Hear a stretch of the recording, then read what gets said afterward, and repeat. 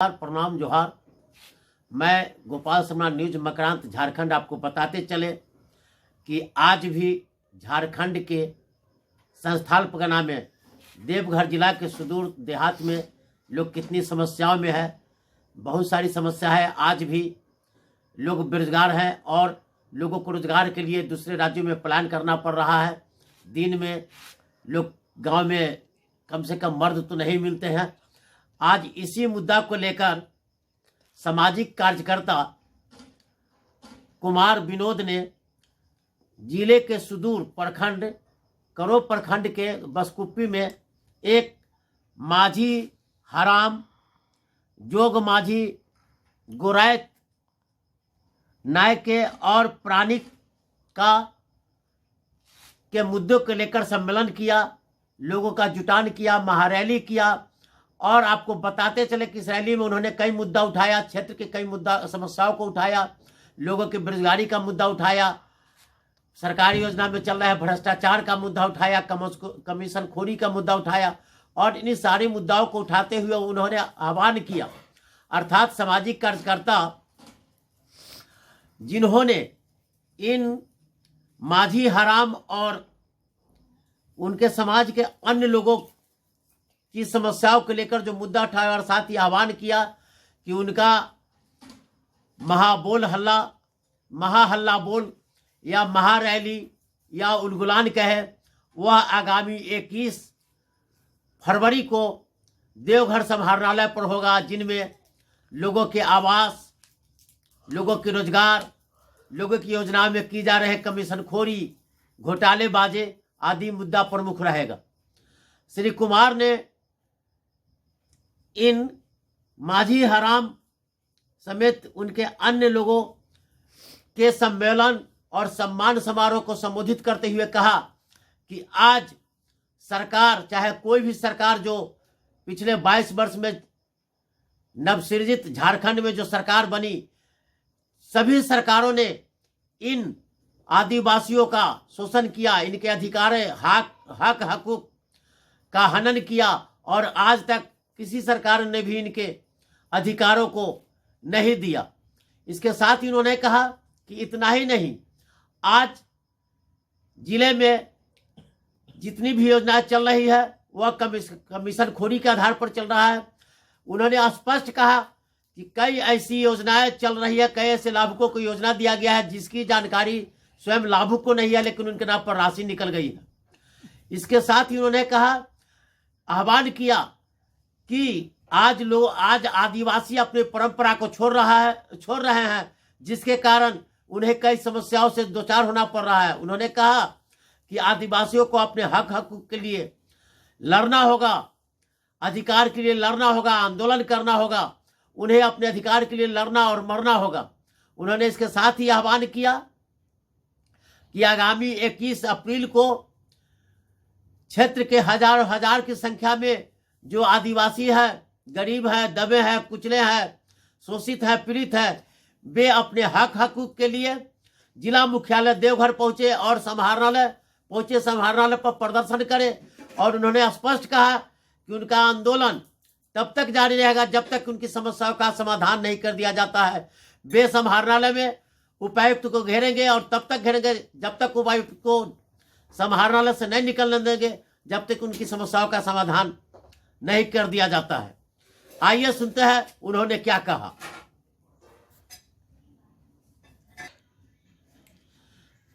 श्री कुमार ने स्पष्ट रूप से कहा कि संस्थान पन्ना के जहां अन्य जिलों में, चाहे वो जामताड़ा हो, गोड्डा हो, पाकुड़ हो, साहेबगंज हो, आदि जिलों में माझी हराम परगनैत आदि को जहां सरकार सम्मान राशि देती है, वही देवघर जिले में माझी हराम या अन्य लोगों को उनका अधिकार हक हकूक जो उनका सम्मान राशि है नहीं दिया जाता है। उन्होंने कहा कि इस सम्मान राशि के लिए चाहे उन्हें जहां तक लड़ाई लड़ना होगा, चाहे जिला मुख्यालय पर प्रदर्शन करना पड़े या फिर राज्य मुख्यालय पर प्रदर्शन करना पड़े, चाहे संबंधित सचिवों के यहाँ जाना पड़े या मुख्यमंत्री का घेराव करना पड़े, वे अंतिम लड़ाई, अंतिम सांस तक लड़ते रहेंगे और इन लोगों का हक हकूक अधिकार दिलाकर रहेंगे। सम्मेलन सह सम्मानित समारोह के गोडेश एवं हमारे प्रखंड के कौरव प्रखंड का हराम मांझी का सभी सम्मानित समारोह में आए हुए भाई बंधुओं एवं हमारे बीच जयलाल मुर्मू शिवलाल है लगे रहे हैं और आप लोग थोड़ा उनको सहयोग करें। हम लोग का ये फर्ज बनता है कि आप लोग का मांग जायज है, हर जिले में मिलता है, 2 ही जिला सिर्फ बाकी है।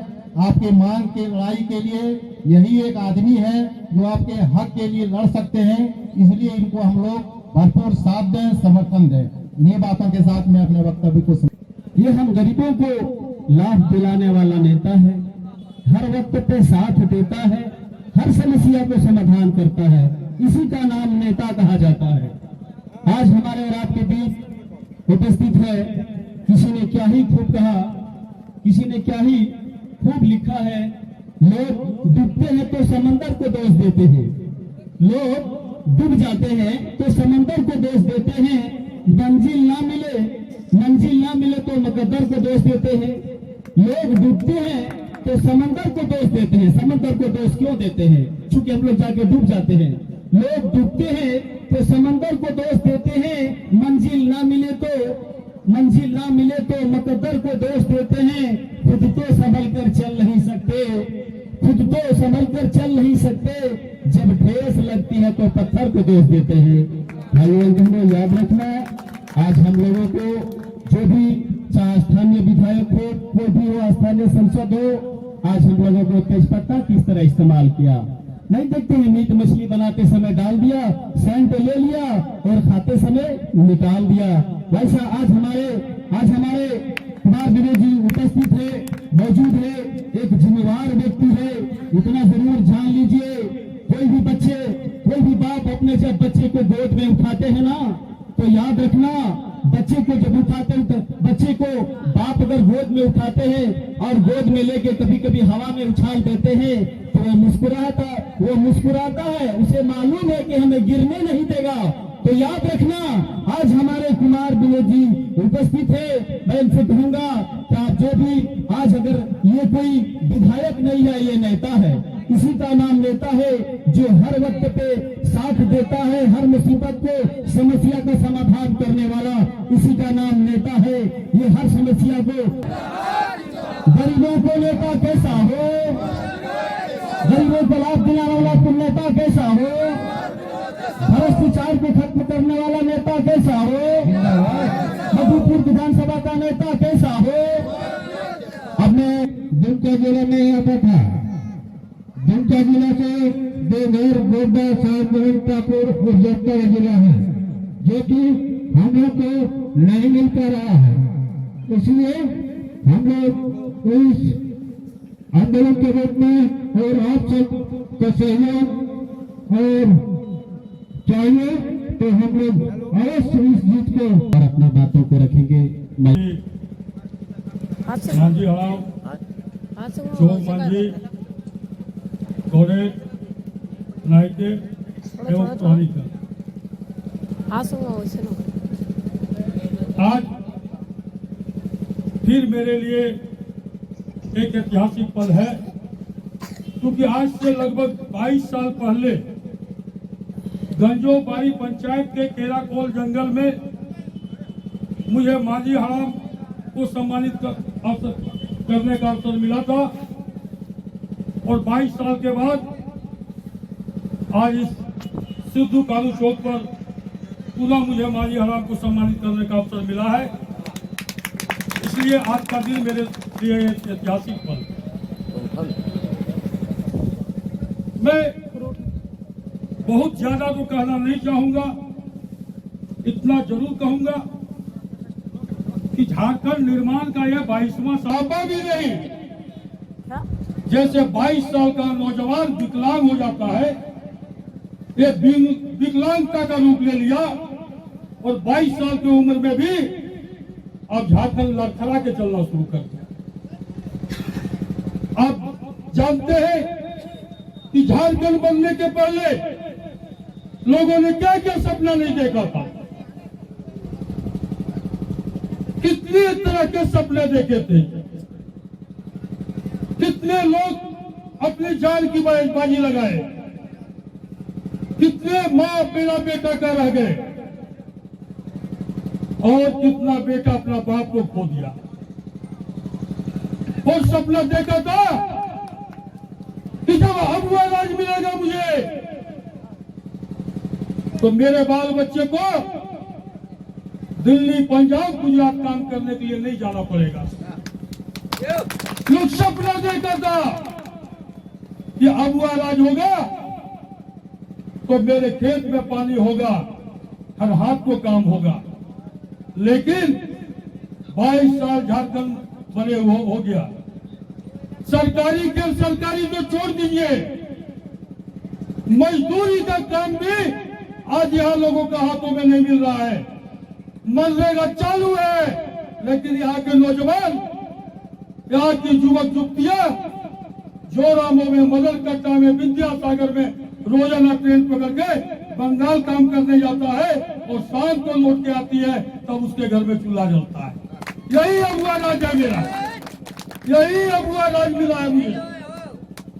मैं कई बार रात में करैया में जब सोता था तो देखता था कि शाम में 7 बजे उतरती है महिला, नारगंजों में पत्थर टालने जा रही है, झाझा तक गिट्टी टालने जा रही है रेल में। सुबह कब निकलती है? मुगल सराय से, जिसमें बच्चा सोया रहता है उस समय बेचारी निकल जाती है। और जब आता है तो बच्चा उसका सो जाता है बेचारा, घर पहुंचते पहुंचते आंख बच जाता है। बाहर झारखंड, बाहर झारखंड हमारी माँ बहने बच्चे को सोया हुआ छोड़ के नारगंजो रेलवे में गिट्टी टालने जाती है और सुबह उठकर बंगाल काम करने जाती है। रात में जब लौटती है तो उसका बच्चा सो जाता है। इसी के लिए झारखंड मिला था हम लोगों को। यही कि हम आपको कहना चाहते हैं कि आज आदिवासियों को अपना अस्तित्व बचाने की जरूरत है। आपका अस्तित्व खत्म होते जा रहा है। जैसे पहाड़िया जाति विलोपित हो गया, आदिवासियों का भी वही समस्या होने जा रहा है। इसलिए आप लोगों के साथ एक सबसे बड़ी चुनौती है और आप लोग भी अपना परंपरा को भूलते जा रहे हैं। पहले सत्ता में नहीं था झारखंड मुक्ति मोर्चा, लेकिन आदिवासी का जुलूस निकलता था तो डीसी का पेंट में पेशाब हो जाता था। लेकिन आज आदिवासी के जुलूस से भी लोग नहीं डरता है। वो नहीं डरता है इसलिए कि आप अपना परंपरा को भूल गए।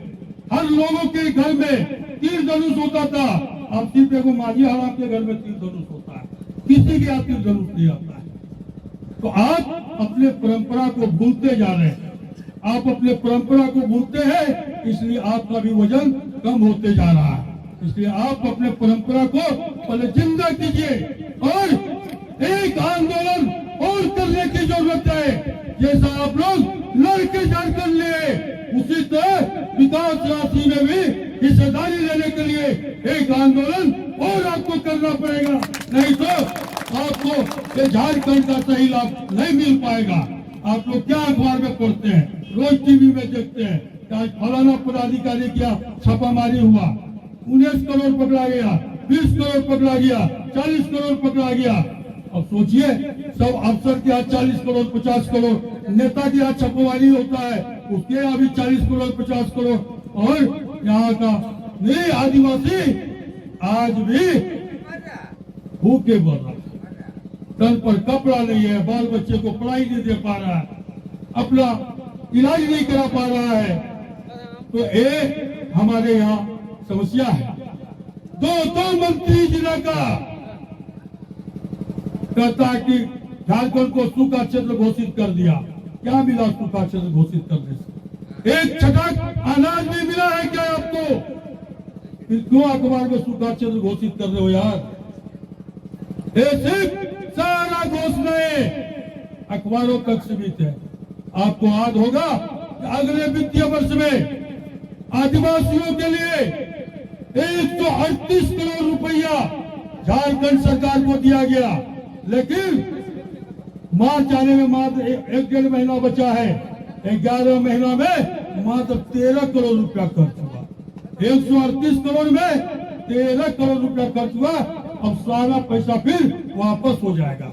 अब सोचिए, दूसरे विभाग का पैसा वापस नहीं होता है, लेकिन आदिवासी के कल्याण के नाम पर आने वाला पैसा वो सीधे वापस चला जाता है, आदिवासियों को प्राप्त नहीं होता है।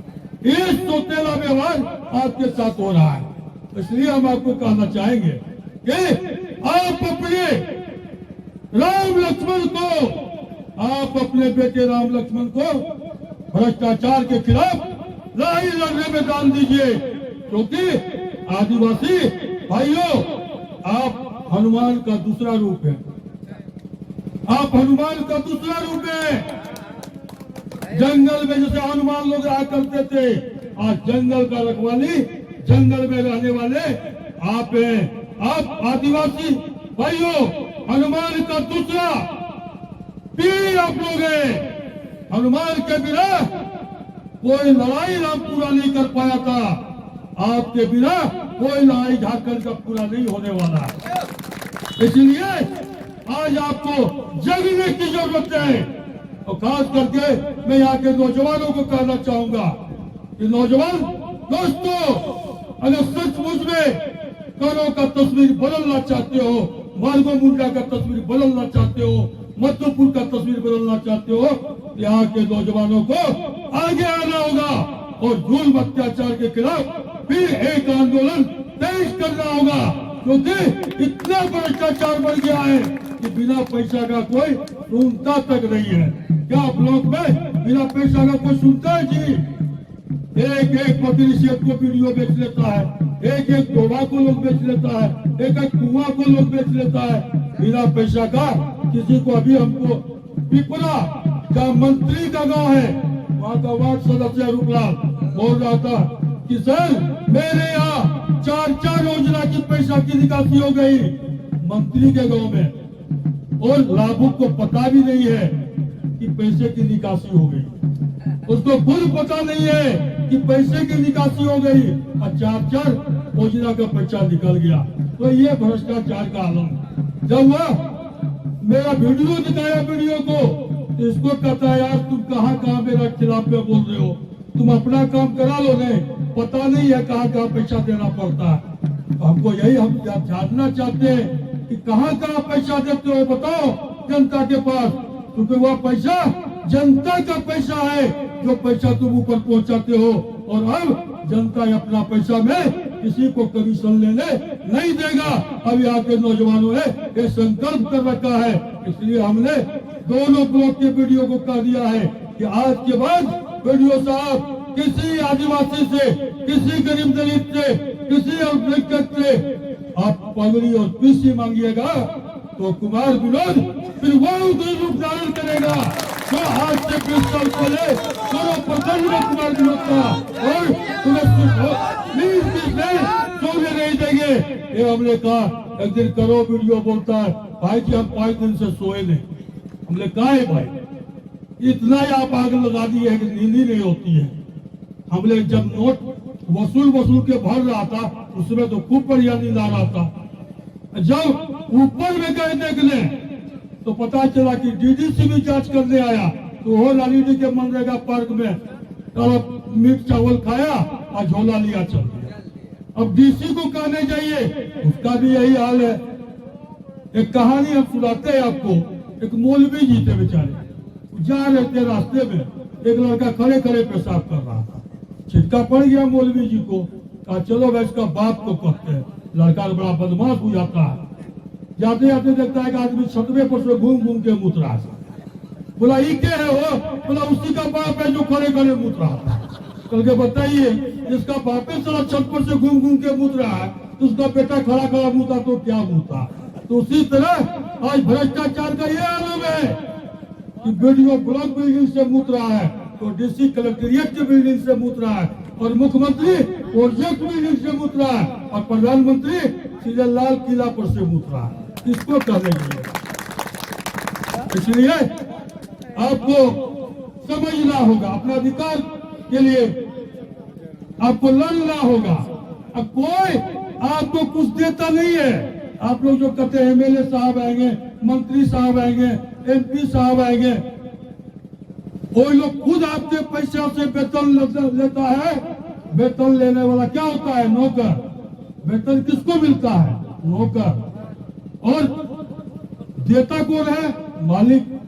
तो आपके पैसा से जो वेतन लेता है उसको आप लोग मालिक मान लेते हैं, उसको आप मालिक मान लेते हैं। अब अपना बगाल को अगर आप मालिक की तरह ट्रीट कीजिएगा, वो बगाल चलाएगा आपका गैबेल। वही हाल हो गया ये लोगों को। ये लोग आपकी बात को नहीं सुनेगा, क्योंकि आपको एक दिन में बेवकूफ बना के और आपके एक वोट से ये लोग एसी में पहुंच जाता है।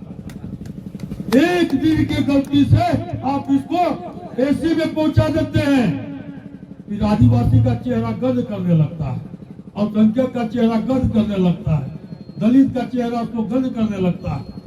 लेकिन जिस दिन वोट की बारी आएगी तो सब फिर आपका पांव पकड़ने आ जाएगा कि आप ही मेरे देवी देवता सब कुछ है। तो इसीलिए आपको आज हम कहना चाहते हैं कि आपको बहुत सचेत होना है। आपके सारे हिस्सा को लोग लूट रहा है। आप देखते होंगे झारखंड सरकार के आधा से ज्यादा कैबिनेट जेल चला गया, यही गरीबों का पैसा लूटने में। आपका पैसा लूट के लोग ऐसा कर लिया है। और आपको आज भी कहीं पानी की समस्या, अभी भी हम आ रहे थे तो बदिया वगैरह का कई टोला में पानी की घोर समस्या है। मदन कट्टा के अगल बगल के गांव में, पारदा हो, कटमेल की हो, बिलगरिया पंचायत का सोनाबाग हो, गढ़वा हो, प्रतापपुर हो, इसी गांव में पीने का पानी तक नसीब नहीं है। और इन लोग को मिनरल वाटर चाहिए, बोतल वाला पानी। अगर उस बोतल में पेशाबो करके दे दीजिएगा तो उसी को बढ़िया स्वाद बुझेगा। ताले हम लोग को डोभा का पानी नहीं मिल रहा है और इन लोग को बोतल का पानी चाहिए। अब आप लोग देखते हैं इंदिरा आवास, अब क्या है प्रधानमंत्री आवास, कितना में बनता है? प्रधानमंत्री आवास पहले 19,000 में बनता था और अब 1,40,000 में बनता है। और डीसी साहब का लेट्रिन बाथरूम कितना में बनता है? 5.5 लाख। 5.5 लाख में गरीब का सुतने का मकान 1,40,000 में और डीसी साहब का मुतने का मकान 5 लाख। डीसी साहब का मुतने का मकान 5 लाख में, यहाँ का आदिवासी का सुतने का मकान 1,40,000 में। बारे फर्क। तो बताओ, तुम मेरा नौकर, मेरा पैसा से तुम 5 लाख का मुतने का मकान बना रहे हो और मालिक को 1,40,000 के घर सुतने का बना रहे हो। इसलिए आप तमाम लोगों से हम ये कहेंगे कि जितने भी राशि आ रही है यहाँ, सारे पैसे का लूट हो जा रहा है। अब सोचिए, जितना भी मनरेगा में तालाब बन रहा है, मेड़बंदी बन रहा है, समतलीकरण बन रहा है, सब में जेसीबी से काम होता है। उसमें भी मजदूर को काम नहीं मिलता। रात में ट्रैक्टर से जोत दिया और सुबह जो है उस समतलीकरण का पैसा निकाला। रात में 15 फीट जेसीबी से खोद दिया, लाभुक का कुआं दिया।